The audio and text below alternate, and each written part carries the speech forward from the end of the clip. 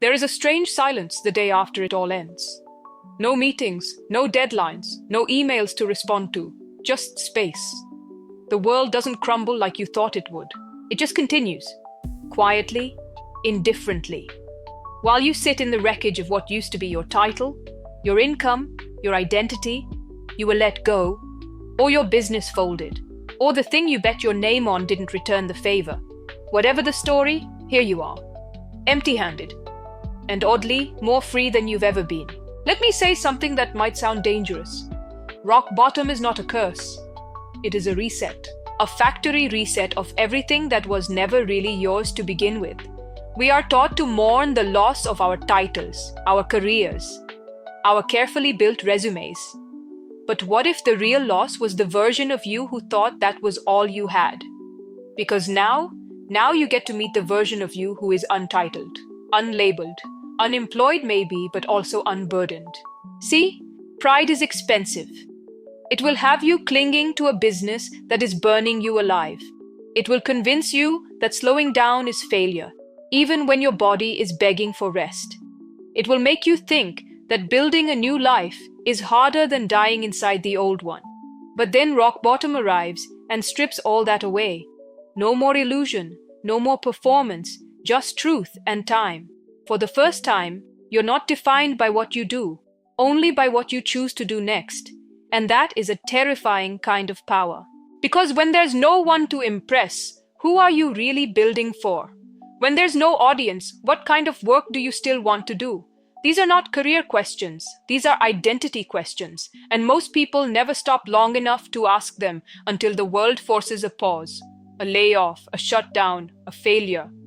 But the people who come out of that pause with clarity, they build differently. They build sharper. They don't chase relevance. They define it. We've seen it. The founder whose startup collapsed, only to discover he never cared about building apps. He cared about building autonomy. The VP who got laid off after 15 years and realized she was addicted to her status, not her purpose. The consultant who hit 0 clients and then built the framework that made him impossible to ignore. Rock bottom isn't the end. It is the start line that finally tells the truth. It tells you everything you thought was holding you up was actually weighing you down. Do you understand how rare this moment is? Most people live entire lives without ever having to confront who they are, without productivity, praise, or a paycheck. But you have been forced to look, and what you see will either terrify you or free you. Let me be clear. This isn't about pretending everything happens for a reason. This isn't about slapping gratitude onto grief.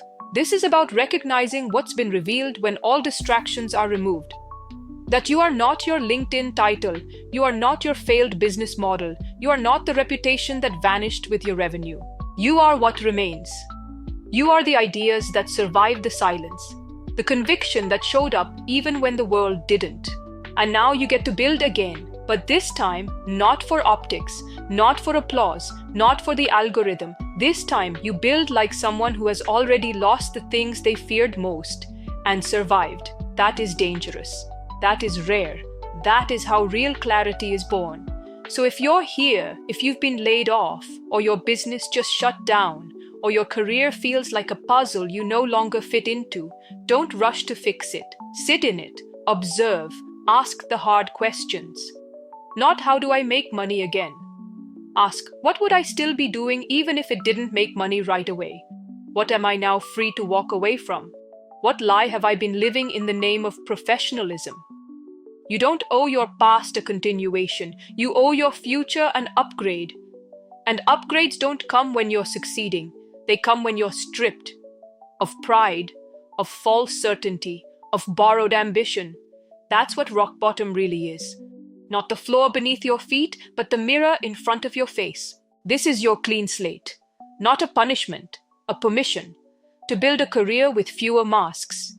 To build a business that feels like truth, not theater. To rebuild your voice, not your resume. So don't just recover. Reconstruct. Don't just bounce back. Rise different. Because this time you know what you're made of. This time you've met your real self. And that is the best business card you'll ever hold.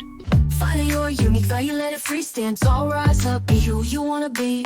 Your story matters, sing it loud and clear. You got that spark, ignite it without fear.